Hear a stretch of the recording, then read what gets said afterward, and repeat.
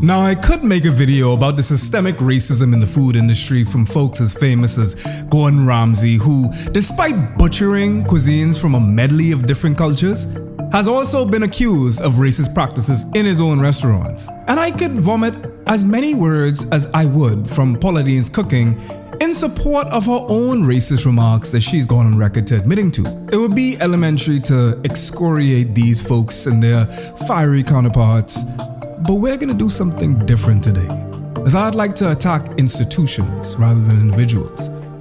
Except for the individuals I have attacked in my other videos, they deserved it. What I wanna look at is something more pernicious. Something about food racism that goes deeper than Jamie Oliver and Wolfgang Puck. This explains the world today. These weren't countries, they were companies, they were corporations.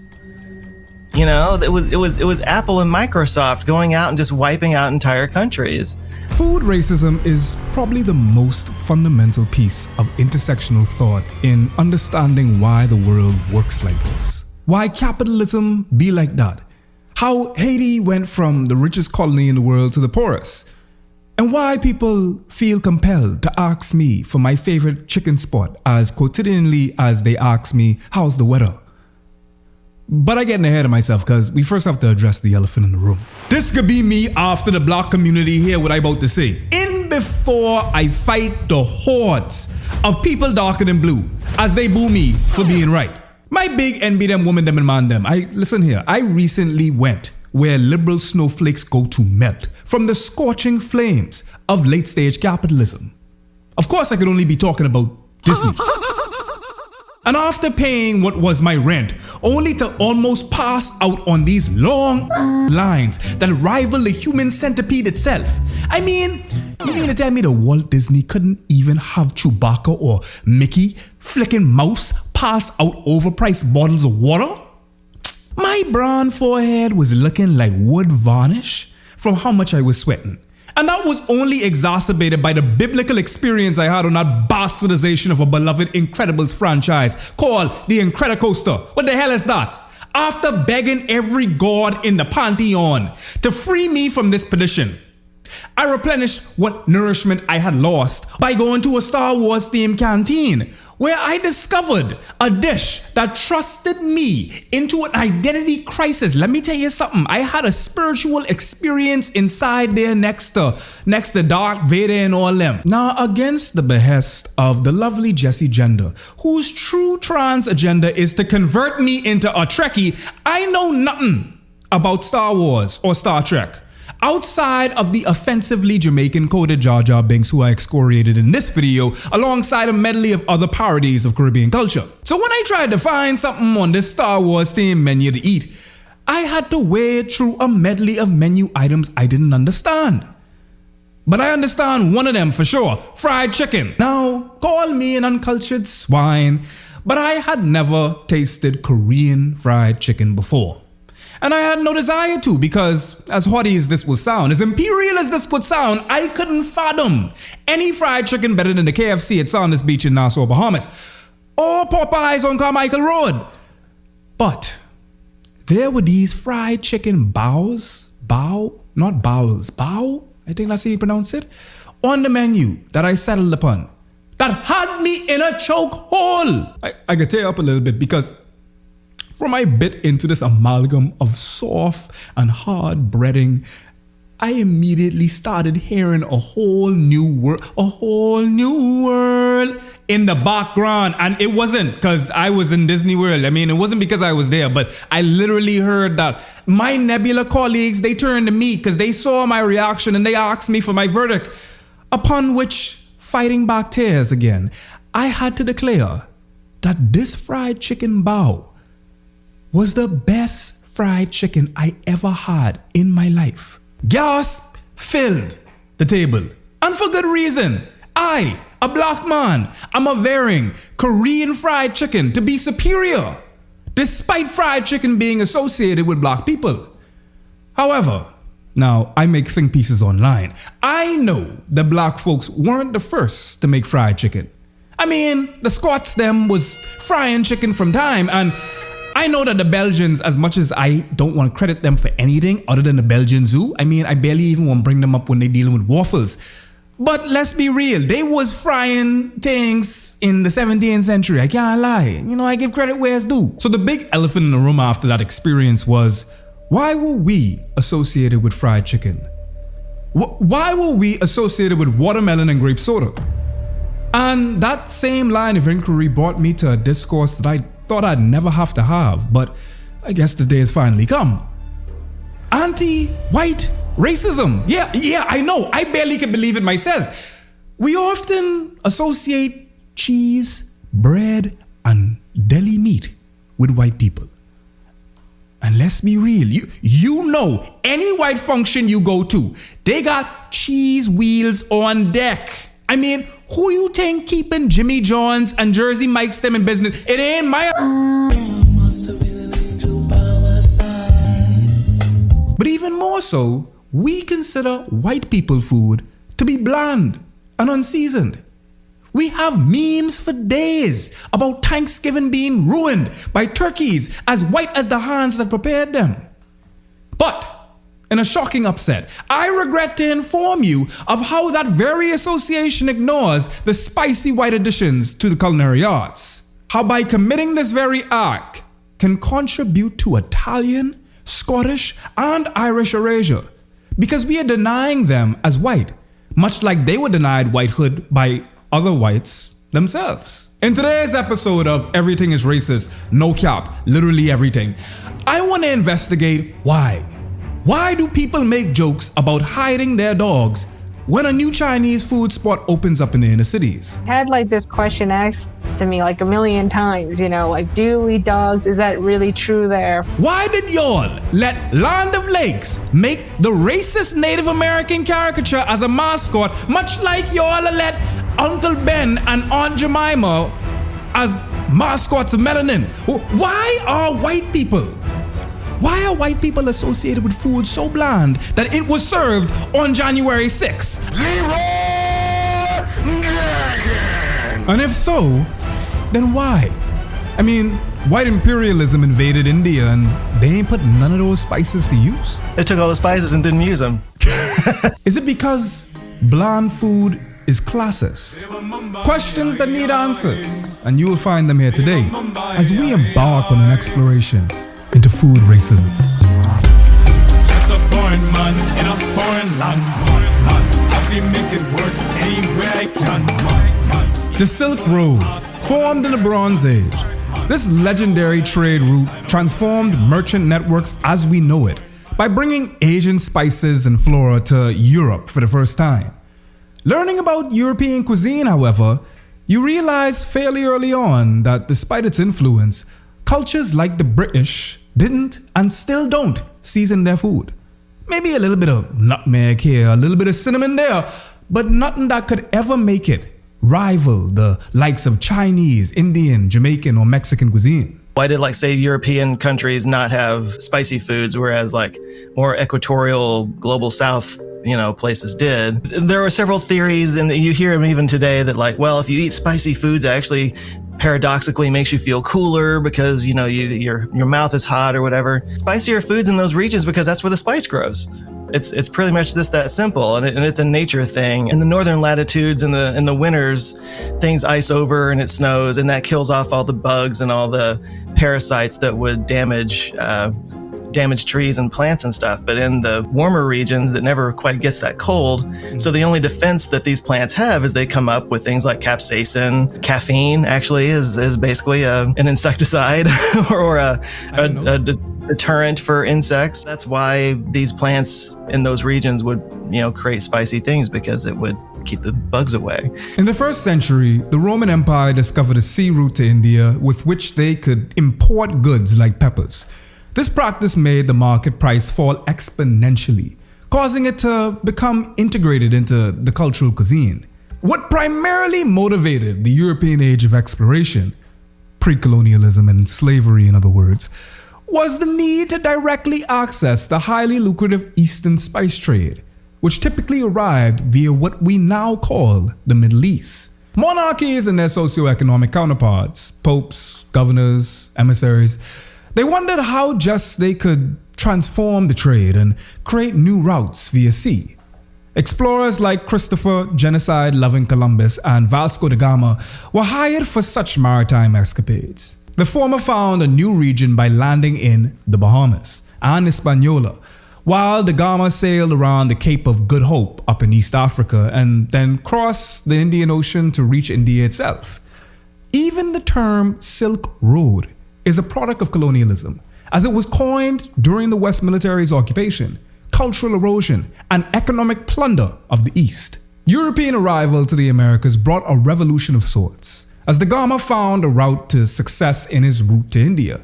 The race for spices, money, colonies, and power truly began right there and then. Portugal was the first to transform into a world power overnight because they focused on colonizing a large chunk of the spice-producing world. The Dutch, the hyper-capitalist Dutch, my lord, they were next. They expelled the Portuguese, enslaved and mistreated the locals as the Portuguese did, and then price gouged to ensure a hefty profit. Actually, the Dutch remained at the forefront of the spice trade until the 18th century, after which the fiscal toll of endless wars, political corruption in their colonies, and the accumulative debts effectively harmed their efforts beyond repair. Let's stop for a minute and discuss the elephant in the room: the Dutch and English East India Companies. Any Desis, Chinese, Caribbean people in the room have at least heard of them.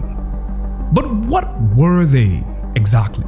They literally just like enslaved and captured or killed the entire civilization. Probably 1,000 years this civilization had been there doing their thing, and then this company from Amsterdam comes in with warships and just knocks them all out. I have to assume that happened in multiple other places. I think the evidence is probably pretty clear on that. But especially if it's a company and not a country, like how do you even get justice for that? And especially back then, there was no UN that you could petition to or anything. You couldn't go to another country and be like, hey, help us out, find some geopolitical allies or something. No, it was a corporation. Like, what do you do to that? These weren't countries, they were companies, they were corporations. It was Apple and Microsoft going out and just wiping out entire countries. Some people might argue they're doing that today anyway, but like, this explains the world today. And the Dutch East India Company was the first publicly traded company. It was the very first corporation. It was designed specifically to get around some issue that they were having to make the whole thing work. They're like, well, let's just do this publicly traded. They just came up with it. And now it's par for the course, everywhere. And everybody's, invested in everything. The Dutch ran the Dutch was El Chapo in his prime during the majority of the 17th century. The Dutch East India Company was a trading company formed in what we know now as the Netherlands, previously the Dutch Republic, in 1602 to protect the state's trade in the Indian Ocean to assist the Dutch War of Independence from a Spanish victory. Before dissolving in 1799, they built forts, maintained armed forces, and defeated the British and Portuguese fleets to have a monopoly in the waters between the southern tip of Africa and Magellan Straits between the Pacific and Atlantic Oceans. They eventually set their sights higher on Southeast Asia. But by the time a whole new group of beverages, stimulants, and flavors had arrived in Europe, including tea, coffee, chocolate, and tobacco, they were already dethroned by the British. The British East India Company, however, was formed in 1600 for English merchants to specifically participate in the East Indian spice trade, and later added silk, indigo, tea, opium, and cotton to its product listing, as well as obviously participating in the transatlantic and Indian slave trade. As most conglomerates now do too, they eventually embroiled themselves in the British politics and became an agent of the British imperialism in India from the early 1700s to the mid 1800s.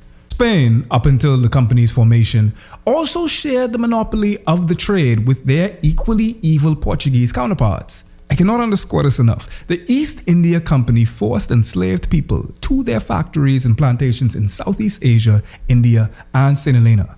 The majority of these enslaved people were Mozambican and Madagascan. These are the same people that financed the tea trade with opium exports to China, forcing the first Opium War. There was a specific set of islands called the Banda Islands that just became, this is near Indonesia. They became known as the Spice Islands because there were several spices, including nutmeg. Like that was the only place in the world where nutmeg grew at the time. Yeah, the Dutch East India Company basically just went in there with literal guns blazing and battleships and just wiped out the entire band of civilization and just took all that over. The term spices was a liberal referral to various exotic natural products ranging from the spiciest peppers to sugar and animal secretion of all time. Of course, the appeal of spices were for their flavor, but also for medicinal use. For those who could afford the rare spices, their addition in recipes, medicinal balms, or even simply for display was status symbols for the wealthy. Maybe that's why they didn't actually use it that much. It was really more of an acquisition of wealth kind of thing than a flavor your food kind of thing. Maybe because it really was more like a currency, the spice was. I mean, like imagine shredding up a dollar bill and putting it on your salad. You know, it's kind of the same idea. Banquets and parties are always a show of power and social prowess for the elite. You see, until well into Europe's age of exploration, many spices grew in limited ranges in specific areas, domesticated from wild crops and relying on a unique combination of climate, soil, specific pollinators, and processing methods before consumption and sale. Any necessary information to cultivate and process any crops or products were unavailable or strictly kept for cultural reasons or simply branded as trade secrets. Precise measurements of rainfall wasn't something anyone did. Temperature measurements hadn't been invented until the 15th and 16th centuries, and soil chemistry was a damn mystery to the Europeans. Besides, spice purveyors knew good and well that they had a good thing going and took additional steps to protect themselves, their cultures, and their business through methods like fermenting and steaming spices to kill the seeds or spreading misinformation about their production. If you want a black pepper, you trek to the Malabar coast of India. Craving cinnamon, Vietnam was your destination. Longing for clove, mace, or nutmeg for your desserts and breakfast? Pack your bags, baby, because you need to go to the Banda Islands near New Guinea. No one, and I mean no one, grew these spices elsewhere, and they most certainly didn't have the knowledge necessary to grow them elsewhere. This only began to change around the 18th and 19th century, when botanists expanded the human knowledge tree to replicate growing conditions along with the imperial power to pry those crops out of the hands of those who cultivated them for centuries. In the end, the spice trade wasn't really about just flavoring food. It was an equally spicy tale of intrigue, secrecy, and a heap of imperial muscle. I think that wealthy people always want to distinguish themselves from poorer people, and in one way or another. And one of the ways that they did that around, say, 1600s or so, was that they made their food more bland. Like it became a thing amongst nobility to like make the blandest food. And then it becomes this thing, it's kind of like the Kardashians, you know, it's like if the rich people are doing it, well, the poor people now want to do it. So then they start making their food more bland. Moving from the Middle Ages to the Victorian era, Europeans genuinely believed some of the most wild remedies using spices. They were all about purge and were avid proponents that the human body had 4 major humors, which needed to be in equilibrium for health. So food should never be too hot, too cold, dry, or moist. Spices imported and burned like incense for their scent or scattered on floors. Everywhere, and I mean everywhere, and everyone, from the kinkiest brothels to the holiest of churches, used spices to improve the stink of medieval indoors. Remember y'all, they wasn't bathing.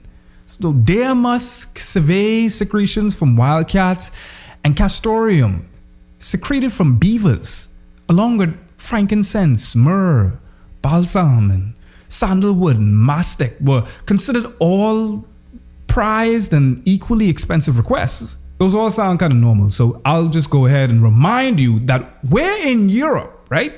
Which means that another category of spices, the first being the 2 natural and the animal, were the really exotic stuff that we only see in movies. The extremely wealthy of Europe used substances scraped off of ancient mummies in particular, which they consumed. Medical cannibalism was alive and well in Western Europe, from the belief that the gladiators' blood could heal epilepsy, to the use of literal human fat, which would be harvested from recently deceased human bodies between the 16th and 17th century. Mummies were prescribed for everything from headaches to heart attacks, causing a trade in ancient human flesh to become so large that demand quickly outpaced supply and body snatchers began turning fresh cadavers and bodies of executed criminals, enslaved people, and others into mummies in an attempt to capitalize on the craze. The irony of Anglo-European colonization that comes from centuries of exploitation for resources like gold, sugar, and other spices, only to later vehemently condemn the use of spices by Black, Brown, East Asian, and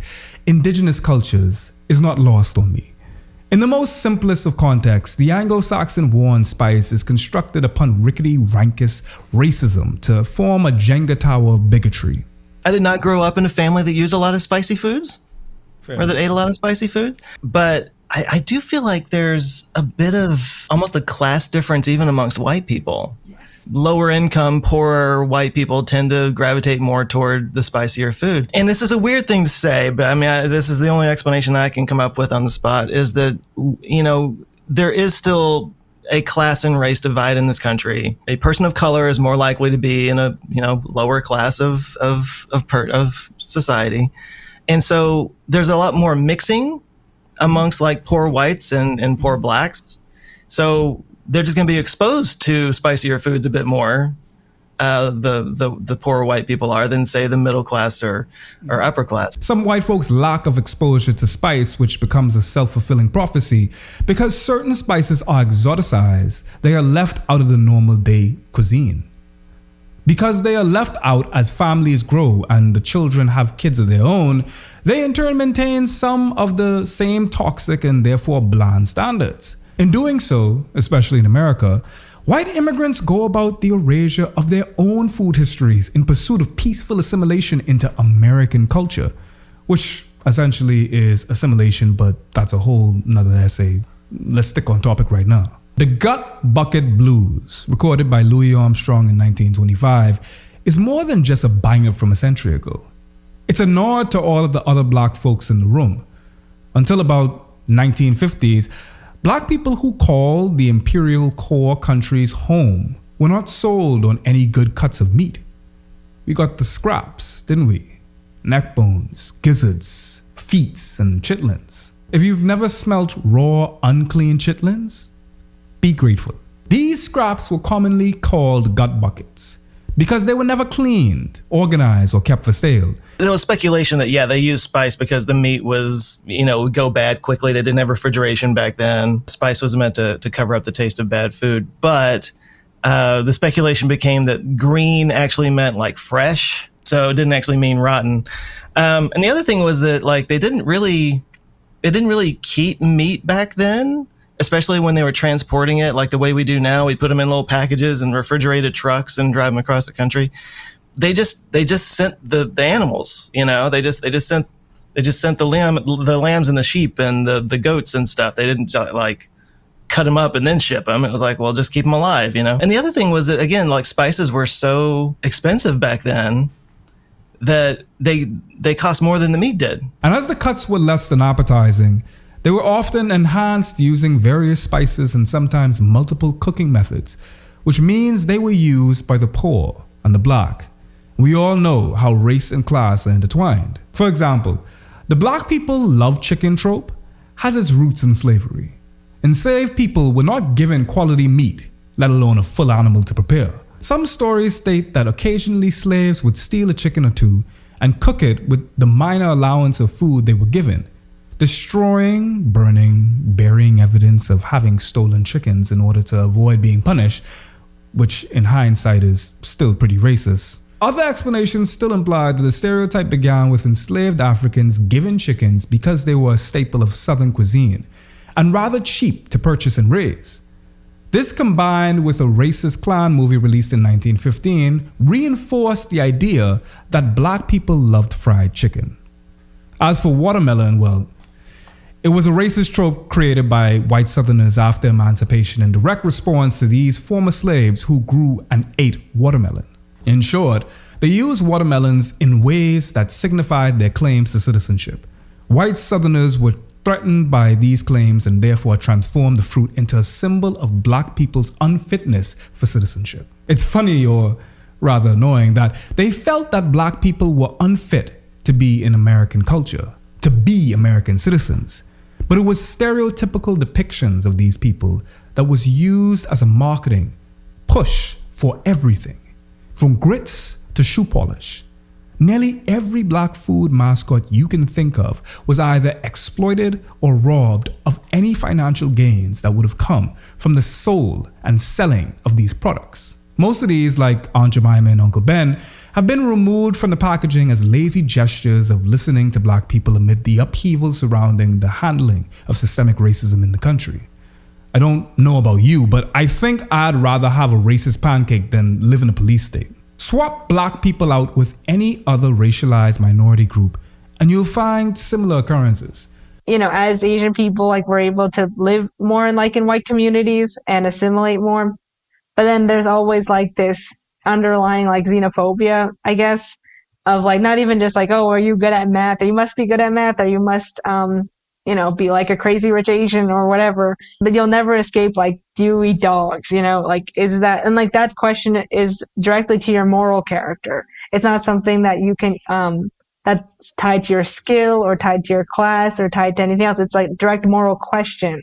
As just a Chinese person, you can never escape, no matter like if you're outperforming or underperforming. If you, obviously we've benefited from assimilation and from being that buffer class. But it's like the moral question, I think, of like, you know, what are Chinese people's intent here in America?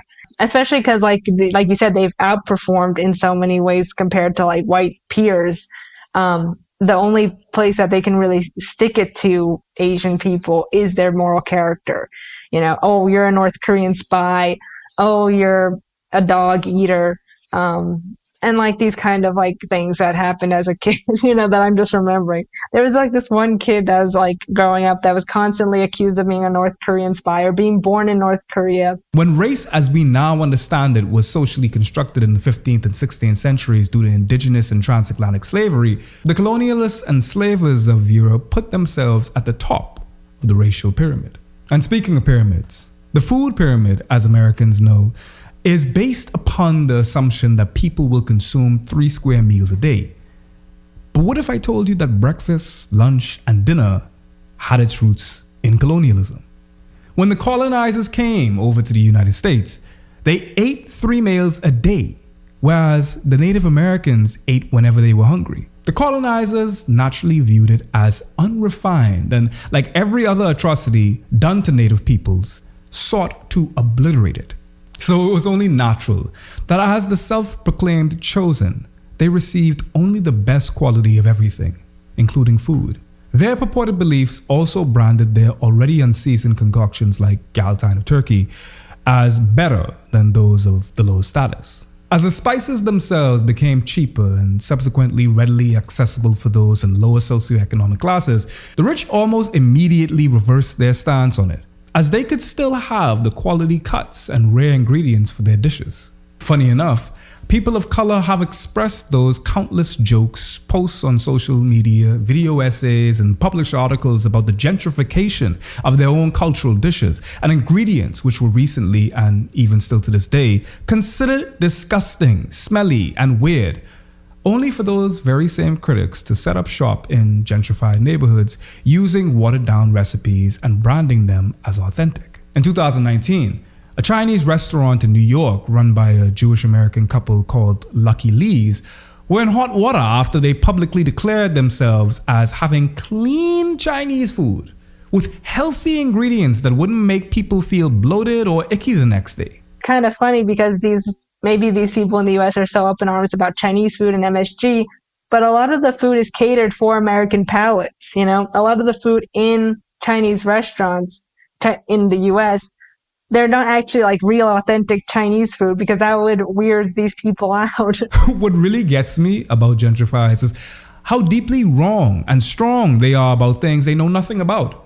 These guys had the admitted gall and testicular fortitude to say that, and I quote, "There are very few American Chinese places as mindful about the quality of ingredients as we are." Naturally, this prompted social media backlash, with the accusations of racism, cultural appropriation, and a lack of understanding about cultural cuisine. But we knew that one already, didn't we? The same year, Gordon Ramsay opened a self-proclaimed authentic Asian restaurant, Lucky Cat, in Mayfair, a pretty posh London borough for those who aren't familiar. Without an Asian chef, mind you. At least the other fellas them attempted to pick a country or two. Their restaurant group said that the restaurant is an ode to the drinking dens of 1930s Tokyo and the Far East, noting that their name is authentic and takes inspiration from Asian culture, where the lucky cat is a talisman that is believed to attract good luck and fortune. Could you truly be any more Orientalist? Mind you, this restaurant is from the man who hilariously tried and failed to make a pad thai in front of Chef Chang, an actual Thai chef. Well, how is it? Hmm? Oh no, look at that face. This is not pad thai at all. This is not pad thai. No, pad thai have to be sweet, sour, and salty. I think that doesn't taste too bad. It's not perfect. For you, but not for me. American celebrity chef and restaurateur Andrew Zimmern was forced to issue a public apology the year before after exclaiming that his restaurant, Lucky Cricket, with its expansive Chinese menu with its obviously whitewashed interpretation of Szechuan, Cheyenne, and Hong Konger cuisines, would serve as a saving the souls of all the people having to dine at this horse restaurant masquerading as Chinese food that are in the Midwest. Because seriously, this man is gonna be the one to tell us that the Chinese American pop-ups, food trucks, restaurants, and eateries are illegitimate. And the reason why this sucks in particular is because Zimmerman was previously known and beloved for his dogma of cultural exchange, trying anything with a smile first and openly encouraging others to do the same. But let's forget all of that for a moment. What I really want to know: why do people keep using the same names again and again? We have two Lucky insert noun restaurants here, which leads me to beg the question, why do all of these white-owned Asian restaurants remind me of when white people get tattoos with Hanzi Chinese characters with the Mandarin word for water or bottle on it? Another infuriating aspect of the authentic Chinese food claim is that Americans still perpetuate a racist stereotype of Chinese people eating dogs, yet still eat at Chinese restaurants. I think it comes from maybe even just like historical fact about how Chinese people classify different types of dogs. I think it's interesting because like in Chinese culture and history, there's so many dog breeds that come from them that are very respected and well known, like Shih Tzu, Shar-Pei, pugs are from China. And so it's kind of interesting like that they also have this stereotype that they eat dogs, you know, because like how could they do that if they love dogs, supposedly? And I guess the history that came about was that there are 3 classifications of dogs, different of like how people classify dogs, at least in historically, like dogs for pets, guard dogs, and hunting dogs, and then dogs that you would raise, I guess, to kill or to eat. And then I guess that history ended up making its way, you know, somewhere, you know, in like Europe or something. And then, you know, then the stereotype started. The nobility in Chinese history, like emperors and the royal court, they had like Shih Tzus as like sleeve dogs, you know, like they would keep in their sleeves, like or that they would use Shar-Peis as guard dogs or fighting dogs. You know, like let's say like the English people went to like the court the last emperor, like they saw that these dogs were like seen as like special, but I guess they also saw that in some areas they also ate them. So I guess it was this kind of weird reconciliation for foreigners in China, that they would retell these stories, you know, that there's like this weird discrepancy, you know, why is it that this society can keep dogs as pets and companions like we do in the Americas or in the US and in France or the England, but then they can also kill them to eat. We have this notion of fish as pets and also fish as food. And we're able to have those 2 distinctions. And I guess it's something just so foreign to us because dogs are pets, but they're also food to some people. But we have the same thing with fish. I guess it's because, you know, fish are less cute and like they don't have this history of being like man's like best friend and stuff. Yeah, it's used to fuel like that these people are barbaric or that they don't see dogs the same way or like they can't see humanity in animals or in pets. It's an othering technique, right? You don't hold the same moral standard as I do. I'm morally superior to you kind of thing. In the UK, a popular chain, Marks and Spencer, were dubbed cultural appropriators as well after publicizing a vegan biryani wrap with sweet potato, which is inauthentic as biryanis themselves contain meat or fish of some sort. There's literally no vegan biryani in India. Where the dish originates from? Man, what are y'all doing? The business made a public statement that they were known for their food innovation that appealed to customers' tastes. But no one most likely asked for this product since biryani itself is a meat dish, not a seasoning or spice combination. So for what purpose was this made? Leave it to cultural appropriators to choose what is best for an overall historically disenfranchised community.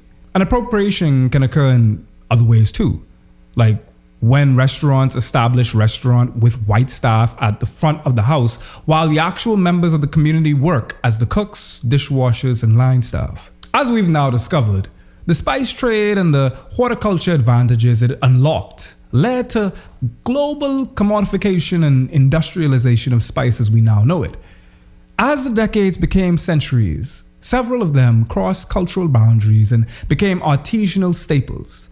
You may go out to an Italian restaurant for a nice pasta dish, but if you were to simply dump a can of tomato sauce on a box of dried spaghetti for a lazy weekend dinner, you probably wouldn't say you're making Italian food.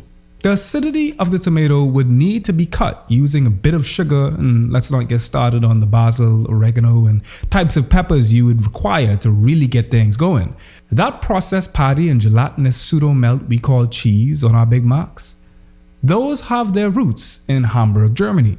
All across the world, with some regional variations, when white immigrants call a new place home, they and their cultures assimilate into the broader cultural fabric of whatever white country they're in. This creates a sort of white symbiosis. Once a group usually not viewed as white gain entry, like the aforementioned Italians, for example, have had a slower turn of being viewed as white, while Irish Americans had a slightly easier time than Italians or Jews. Americans assimilating due to having features that most resembled Anglo-Americans. If we were to put these three groups in order based on phenotypes and ease of assimilation, you would find a correlation with what foods have been turned into white foods. The Irish have corn, beef, cabbage, and hearty stews that aren't called Irish foods. The Italians have less food that has been assimilated though. The use is as prevalent as Irish Americans as for Jewish Americans. Well, when was the last time you were at a Goyim household and ate matzo ball soup? Bringing us to the intersection of immigration and cuisine. A major difference between how racial minorities are treated can be viewed in how our dishes are referenced.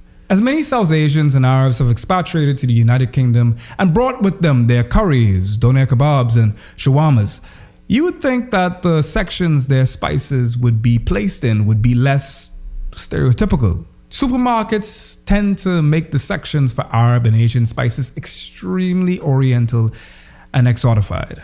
Other differences are more obvious.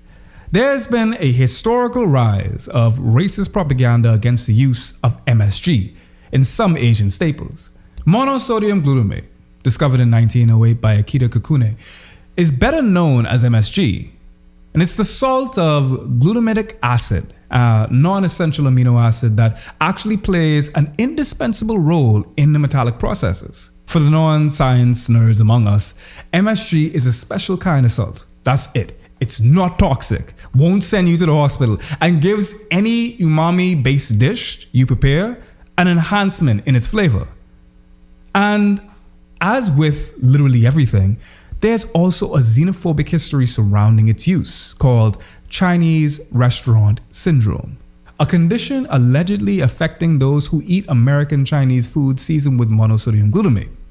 Symptoms include dizziness and heart palpitations. In 1969, a scientific paper assisted in the already burgeoning FAIR campaign against both Chinese people and their cuisine by identifying MSG as the cause of Chinese restaurant syndrome, warning that it caused burning sensation, facial pressure, and chest pain. The piece, of course, was never scientifically proven, and by 1986, research within the Journal of Chemical Toxicology reported that previous research failed to reveal any objective sign that MSG was dangerous and that the very idea of Chinese restaurant syndrome was questionable. That didn't stop the racism though.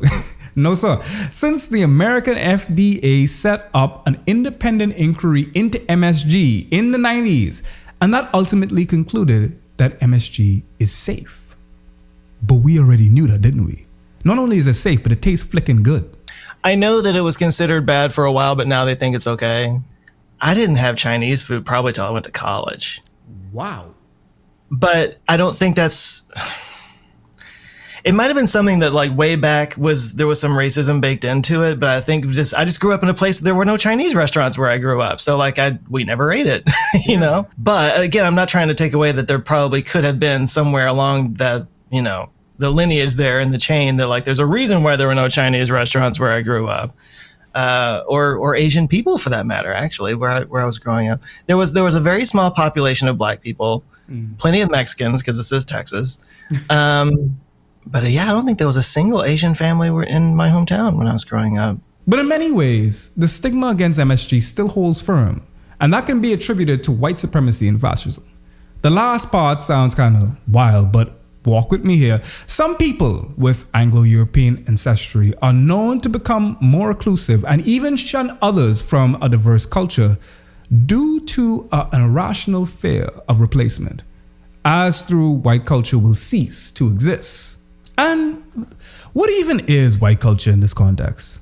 When divorced from all cultures deemed by whiteness as not white enough, what is that culture?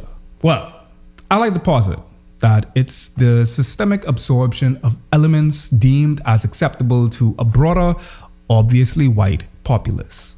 It's combined with resentment of all criticism, stereotypes, and accusations of inauthentically representing the cultures that they pilfer from. White culture, at its base, is colonialism, and as colonizers traverse the world, exploiting its resources and people, so much so that now they've begun to reverse course to distance themselves from anything that isn't the puritanical expression of Anglo culture. Cultural dishes are always personal and political, and we know that the two are always linked. There's all this immigration stuff down at the border. I mean, the governor's sending the Texas guard to like shoot people. I mean, it's insane. And the conservative side of things is very anti-immigration, and it's always complaining about all the Mexicans coming up. But then those same people will turn around and go get an enchilada at their favorite Mexican restaurant.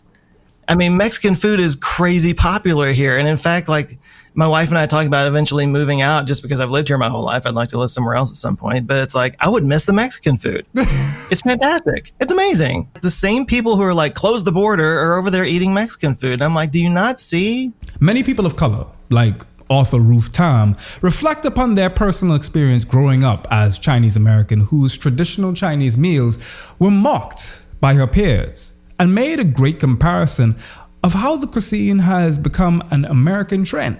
It's not just, I think, the food that like maybe Americans tend to love, but there's also like the aesthetic kind of stuff, like furniture, home decor. There was a whole, I think it was either in the 50s or even earlier, of like the 1800s when Queen Victoria started. She got like all these artifacts from there, and then she kind of like repurposed it for her own house, and then that trickled down to like consumers. It's called chinoiserie. It happened around the same time as the Chinese Exclusion Act. It was the only immigrant exclusion act that actually excluded a whole nationality of people. It's just kind of like this imitation or evocation of Chinese motifs and technique in Western art, especially in the 18th century. So that's like 1700s. But even like, I think that's kind of similar to like the food of like wanting to take this kind of like the aesthetic of the culture, maybe even the food, but not actually like wanting the people who create that. Foods that were once derided like curries and jiao long bao are now popular and celebrated by all. I mean, the first time I ever encountered bao was at a Star Wars themed restaurant. There's also the belief that international or ethnic foods are marketed to white communities as cheap eats. Exotification is how we get people repeating themselves by calling things naan bread and chai tea. there is a paranoia of ridicule and racialized shame. Like what Dave Chong described to Stephen Colbert about their cultural dishes when they realize that the consumption of their homeland's dishes reveals something unacceptable, that they are the other. We know, like with COVID, about the rise of Asian hate crimes and things like that, especially towards elderly people. I made a video about Salgua, the Siamese cat. It is like an old kids TV show. And in the video, I talk about how the word for bat in Mandarin or Chinese is the same, it sounds the same as the word for good luck. It was because COVID was linked to bats, right? Or something like that. Or people eating bats in China. And then, in the video, I made this point, bat actually sounds like the word for luck in Chinese. And then people were commenting like, well, I guess they're being proven wrong now, isn't that ironic? I don't know if it was even started because someone ate a bat. I think that's just a rumor. I don't think that we even have a real, it started right here with this person, but that was a rumor that was going around that it started because someone in China ate a bat. But I do think it's interesting, again, how it comes back to the food racism about eating bats and eating, someone in China had to eat something disgusting. That's why we have COVID. While items like fish sauce, kimchi, dumplings, and halloumi become heavily marketed, this sparks another card in the racist playing deck. The propping up of certain cultural traditions, clothing, words, and foods to indicate that a country has a palatable form of multiculturalism.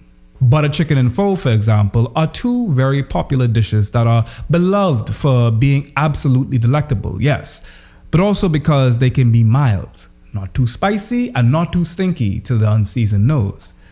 Curry is great, but only if the smell can quickly be dispersed. Kimchi is fun, but once the fermented garlic fingers, it's game over. Hector Rivas, a 29-year-old IT specialist in Kansas City who is Latino, detailed his experience to Mel magazine when he brought Mexican pozole to work, which is a pork stew with roasted chiles and onion. Sounds good, right? I'd kill some of that right now. I'd kill anything right about now. I've been fasting for, how long have I been fasting? Almost 20 hours. Jesus Christ, I have an eating disorder. But that does sound good. Rivas didn't anticipate that heating it in the microwave would create any offense, but he found himself singled out when a white coworker half-jokingly asked him how such a simple dish could stink so much. A few others in the break room giggled along, and while the whole encounter took a few seconds, it brought an embarrassed flush to Rivers' face. And I quote, "I'm not stupid. I know there are probably a few dishes I like that aren't appropriate for an office setting, especially if I'm eating at my desk," he says. But I felt out of place in that moment. I felt like lunch is one of the few times a day I really look forward to. It's isolating to realize that people don't get why you're eating and have little interest in finding out. The idea of the smelly migrants and their rancorous food is a tale many are familiar with. Indians and Pakistanis are intimately equated with the racist notion that they all smell bad.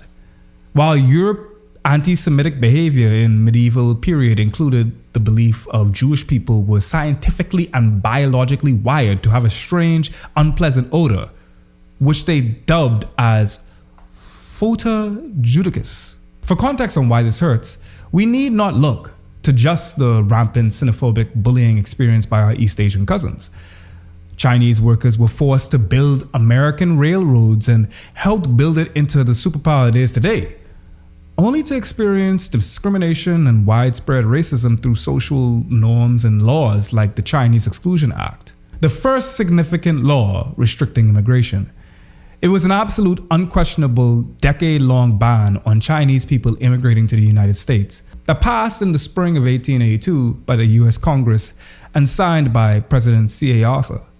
Any Chinese person who previously entered but left and wanted to return had to obtain specific certification to re-enter, which was difficult, given that Congress also refused states the right to grant citizenship to Chinese people. They then extended it for another 10 years and was made permanent in 1902, with the addendum that Chinese residents had to register with the US government and obtain a certificate or face deportation. 1902. I was born in for context. That's literally not far away. For those of you curious on when and how this ended, it was only repealed in 1943. And that was due to World War II. But of course, it's the good old USA. If they didn't have a wonderfully evil little trick up their sleeves, the yak was gone, but they had limits, allowing only 105 Chinese immigrants to enter the country annually. I'm thinking of like Anthony Bourdain specifically. He spoke, rest in peace, very eloquently about how food transcends culture, or is an ambassador of culture, I guess, might be a better way of putting it. Think about the different foods that you eat around specific holidays. And those things get passed down over and over again. You ate it when you were a kid. It brings you back home, makes you feel comfortable, makes you feel connected to family and other people in your community. And it's, on one hand, it's sustenance, and you eat it and you chew it up and you poop it out later. It's just part of life. You just have to eat. But then on other side, like the way we flavor it and the way we treat it and prepare it, it's a very culturally specific thing that gets handed down over thousands of years, or maybe hundreds of years, and it ties us all together in a really interesting way. And I think there is a bit of compartmentalization that can happen with people that are like, I like this food, but I don't like those people. It's not a bad thing that perceptions have changed in American and European culinary landscapes, but you gotta admit that there's a real irony and complexity involved in the transition of ethnic food from being stigmatized to being deliciously trendy and fun. As a community, we always need to critically examine the nuances of authenticity. Who gets to decide what exactly is authentic? And the negative, far-reaching impact of our white-dominated food culture on our own cultural cuisines. This is a topic that hits close to home and near the bone. When I look at my home country of the Bahamas and how we've changed our culture to cater to the tourism product, thus literally watering down our food in some cases to the point where the dishes I've grown up loving may never be authentically made again, because the recipes died with the generation that made them. Unsurprisingly, capitalism has indelibly left its mark on many facets of our culture, even our bodies, which is something that I've essayed on at length in one of my most controversial videos, The Caribbean Commodity of Flesh, where I discuss the nuanced nature of sex tourism and how many European and American tourists come to the Caribbean to take advantage of a bustling underground market of sex workers, which in many cases could be people being trafficked or simply unable to survive by any other means. Now, before you go looking for that, I regret to inform you that when I uploaded it to YouTube, it was taken down due to the understandably earnest nature of the subject matter. Luckily, it is up in its full uncensored glory on my streaming service, Nebula. Nebula is home to your favorite independent creators like Joe Scott and Princess Weeks, where we upload prestigious and exclusive content that you won't get on YouTube, like my most vulnerable and intimate stories told in my storytelling class, where I reveal one of the most difficult periods of my life and how I use storytelling as a cathartic and transformative process to heal from it. You also get to see my thespian debut in The Getaway, where 5 other creators like Patch from Teazu and Stephen Bridges have to weed out the snitch that is trying to sabotage our mission of transporting $10,000 across the picaresque American West, only to find out that unbeknownst to all of us are the snitch. It's a reality game show full of subterfuge and challenging obstacles that you will only get from a Wendover production. And you will only see it on Nebula, which you in luck, because this is the best time to support your favorite creators, as well as yourself by copping a Nebula subscription for as low as $250 a month, $30 a year. And now you can even get it for as long as you and Nebula exist for only $300. All of which goes to creators so we can make bigger and better projects for you.